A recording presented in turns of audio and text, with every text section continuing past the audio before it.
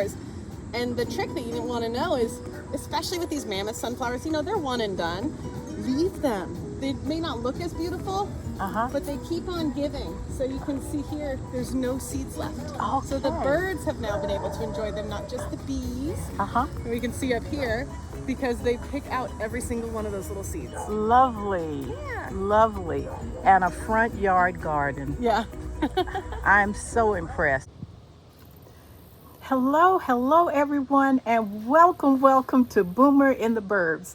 I am so happy you came to join me today. I am in the metro Atlanta area in the suburbs, and if you haven't met me yet, my name is Belle, and I like to talk all things gardening, all things canning, all things helping you to live an amazing life as a boomer, or in the silent generation, or Gen Z, or millennials.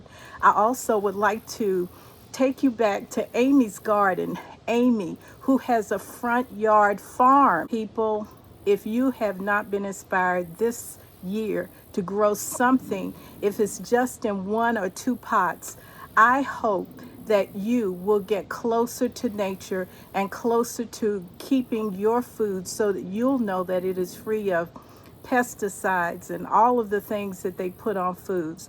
All of the recalls that we are having can be a whole nother video. But anyway, I want to carry you back to Amy, who is a mother and one on the way. She has a toddler. Her amazing husband, Robert, is so skilled with doing all kinds of crafty things. You'll see them in the video. And she has a full-time job. But all of that does not deter her from wanting fresh and homemade and as close to less preservatives and toxins as we can get. So she has put a garden in her front yard. And if you have not seen her past video, I would love for you to go back and look at it when I went when there was nothing there. Now, I know it was late this time, but it was because I had surgery, as many of you know, and I couldn't even hold the camera in order to videotape her. It was difficult to do it with one hand, but Amy was gracious enough to let me go to her garden and give you a tour of all of the things that she's grown. So I have divided her video up into 2 videos, part 1 and part 2. I hope you'll join me for both of those videos. Put a like there, comment, and if you have not subscribed, why not?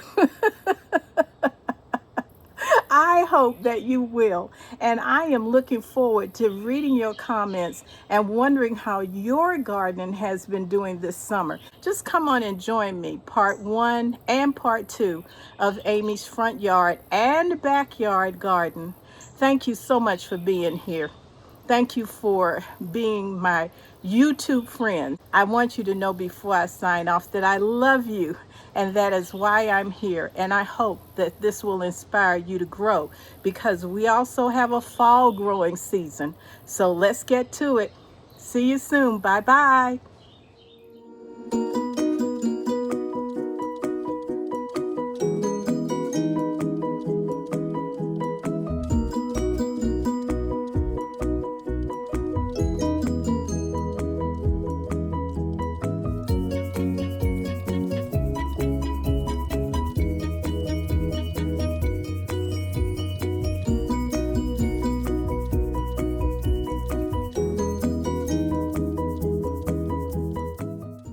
Well, welcome boomers, Gen Zs, millennials to the beautiful Amy's house and her front yard garden. Hello. And a little bit late, but boy, oh boy, is it ever gorgeous. So I'm just going to turn it over to her and let her tell us what she's been doing. Yeah, well, it's kind of an awkward window because we're in between seasons, right? Yes. So you can see my corn has pretty much died out. I got to go in here and root around and find my black-eyed peas, my black-eyed Susans, and husk all those. They'll be ready for New Year's. Right. How lovely. But yes, and we got some okra in the back of this bed. That's still going. Okay, let's look at it. So we can see some here. Okra's tricky. For anyone who's grown okra, I know they can empathize. Yes. But you have a very small window to harvest. So when they get this big, they're not really edible anymore. They're just too woody. Yes. So really you want to harvest them right here at this size. Though. Yeah, that's the sweet spot. Good. So not too big, not too woody. Yes. My husband is the okra connoisseur. Okay. He's trying to turn our 2-year-old onto it. So we'll see how successful that goes. But yeah, we had early on, we had a lot of success with our corn, and I realized that all of this okra volunteered itself this year from last. Right. So I didn't have a chance to plant more successions of corn because I didn't have the space. But you know, sometimes you ride the wave of what the garden's giving you. Right, exactly. So. But how beautiful is this? Yeah, and look at this. You get quite a treat. Okay. We're having a surprise second wave here Ooh. of our raspberries. Whoa. There you go. Fantastic. Oh. Nothing quite beats. Oh my goodness, I know. so yummy. They're the sweetest. Mm-hmm. But, ooh, I'll have to bring my little one out here. This is her favorite thing. Okay. So she will pick all those little raspberries.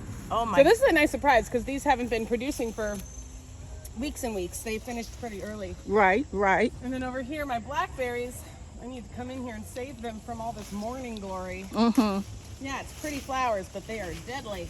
Okay, Plants. they will grab on and carry on. My blackberries, I think, are done too. But this is our little berry way. Right, So right. we have blackberries, raspberries, and then we have blueberries. We had a lot of fun harvesting blueberries, but they're the first ones.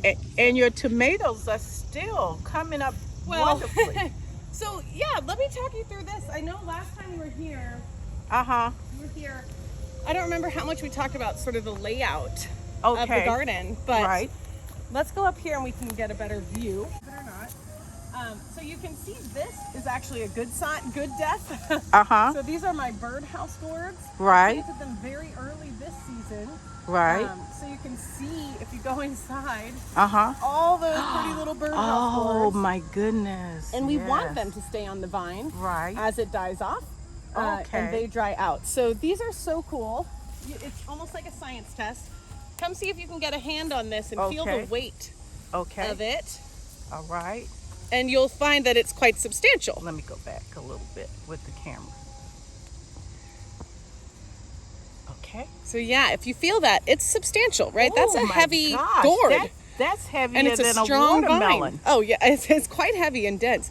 And what's crazy is in a few months, it's going to be light as air. Wow. And all you have to do is lay them out somewhere in the shade, and they dry out in the off season. It takes time. Right. And then they're ready to hollow out. And I'll show you one of those in a few minutes. Left over from last year. Okay. So we had an oh my gourd party last year. And how funny. Neighbors and friends come over and just hung out on the driveway and painted gourds, and everyone got to take home their creations. So we'll try to do something like that again this year. And then I'm not sure I'll grow these again because they take a lot of space. Okay. And how many gourds do you really need in your life? Oh my goodness. Oh my gosh. They're beautiful though. Yeah. And then over here, I don't think we'll go this way because it's so overgrown. Okay. But we have a different variety of okra. And then we have our tomatillos. Yes. And some eggplant. So they why don't we go through this trellis? Okay, sounds good. Here, I'll hold that okay. for you. All right. Just mind your way at the end. Okay. The vines, you're on a it's safari. all right. It's okay. It's all right. And what a wonderful safari. Yes. If I fall out and get hungry, I won't have to worry. I know. It's great. So sometimes I do also like letting my okra get huge and dry out. And then I can try to collect the seeds. I've never really been very good at it, but maybe this year. Okay. And then I can try to use my own seeds next year. Right. And then this front bed, there's 2 beds here. Front one has eggplant, a few varieties. And then this is actually a Mexican petunia ruellia that I had planted here decoratively. And I regret it. Oh, why? It's all on that side too. Oh, and it hops over. You can't get it to go away. Oh, so I don't want it here anymore, but it travels with runners under the ground. Oh, and then pops up. So be advised, anyone, if you're looking for something to fill space with beautiful flowers and foliage, do it, ruellia. But hope to never put something else there because it will never leave. But yeah, we have some eggplants in Ooh, here yummy. that are ready. Wow. And a few just different varieties here. That's and then big. our little tomatillos. Aww. So we're ready to make some salsa verde. We've been waiting and waiting. Yes. It's been, like I said, just a weird growing season. It was a weird growing season. But we have our tomatillos coming in. Beautiful. And so the trick with tomatillos is once you see them starting to pop through that outer shell, then they're ready. Then they're ready. And what's nice is they give you a lot of grace. Time with them on the plant. Okay. And you can wait until enough are ready that you can actually do something with them. Okay. Because one tomatillo, you can't really do much. No, not much. And then up here, we got some of my gigantic sunflowers coming in. I love them. Which is fun. Yes. And so we got some of them. That is up on 9 or this 10 feet tall. Oh yeah. And still going. Oh my gosh. And then this plant, it's on its last leg, but I do have a few left. So I'm gonna let them ride it out. This is a Kajari melon. Ooh. So it's actually like a Middle Eastern variety, and it has actually survived the summer. Whoa. So I've already harvested 3 or 4. They're so good. It's like a cantaloupe. It's melon. Okay. Okay. So it's yummy. Mm-hmm. And then that's it for my poor little straggler peppers. That is okay. Yeah, it's been a weird season. You know, I had a bunch of other varieties that I wanted to do, and hatch chilies especially, and I just could not get them to take off. This is close to a farm. It really is. Yeah, it really is. It's gorgeous. And then this beautiful foliage, you know what this is? These are sweet potatoes. Okay. So all this craziness goes down, and in a few weeks, we're waiting for the foliage to start dying off of it. All this goodness will come up. Goodness. We'll dig, and 2 years ago, we harvested sweet potatoes that big.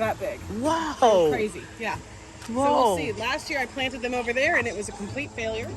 So you found a good spot. But this year, hopefully, with the dogs and just foot traffic, they're less interested. It is a lovely, lovely garden, and people were so impressed with you the last time. Lovely. Yes. It's a labor of love. It is a labor of love. Again, so here we have our tomato trellis. I am a tomato gal. Cherry tomatoes, you can have that one. These are sun golds. They're very sweet. Ooh, yum. I'm getting ready to eat this, people. So those are fun little sweet ones. Marvelous. Hardy variety as well. I don't remember what they're called, but they're like a purple. They start purple and green, and then they turn to like a pink and purple.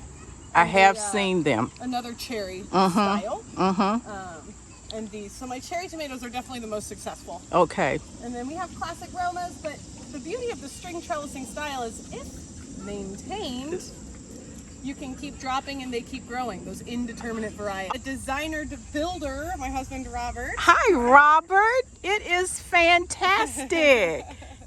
But you have planted everywhere. Well, this is like the biggest eyesore of our entire garden, so please don't judge. Oh, no, I won't. Weeds, but there's beauty within. But this is a good example of where it doesn't take much to lose control of your garden. Okay. So all season we've been battling with these weeds, and I had a bunch of winter squash planted here, and the plants didn't last more than a couple weeks. Because they just I could not keep up with the weeding, and then obviously I've now let it go. Yes.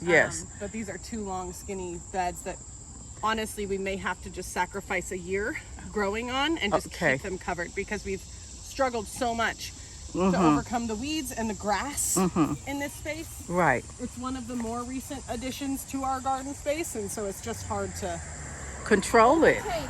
Yeah. And well, we have this whole trellis back here too, which has been completely useless. So we tried to do watermelon, but here you can see that Mexican petunia, that Ruellia.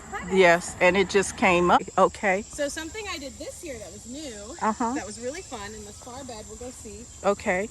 I read online to interplant, and I think that's another thing I just want to plug is the information is there. Right. I don't know what I'm doing, but the internet knows some stuff. Well, this doesn't say that you don't know what you're doing.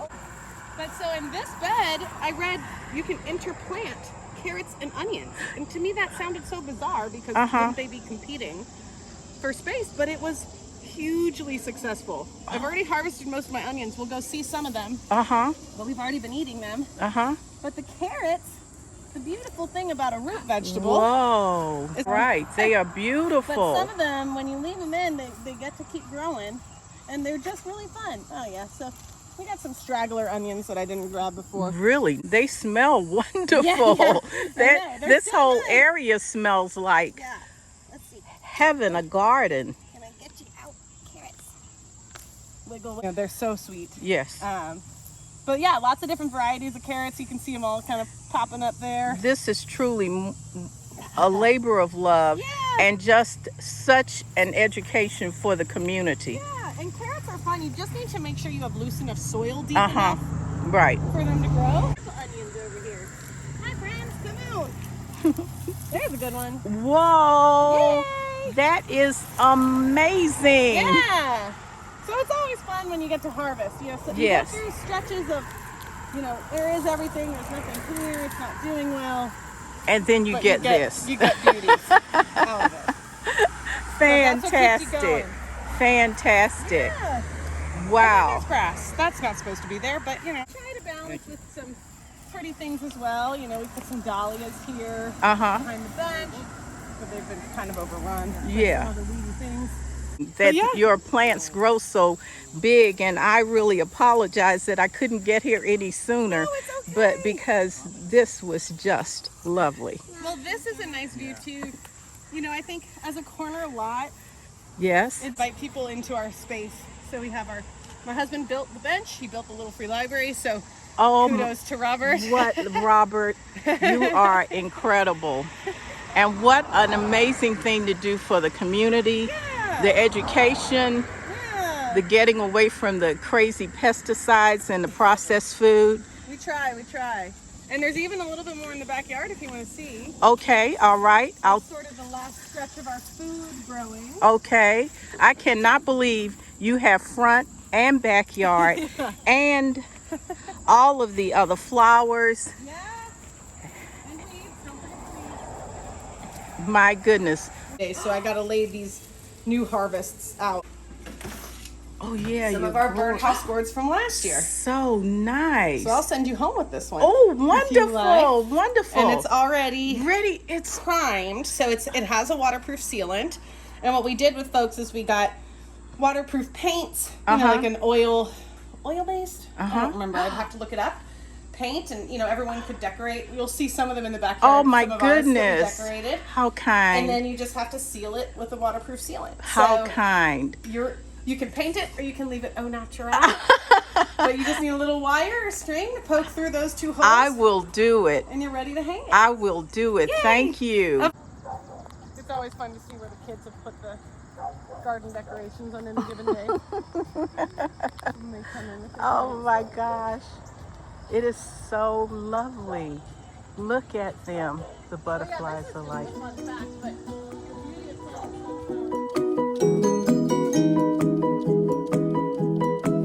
And you have an amazing green thumb.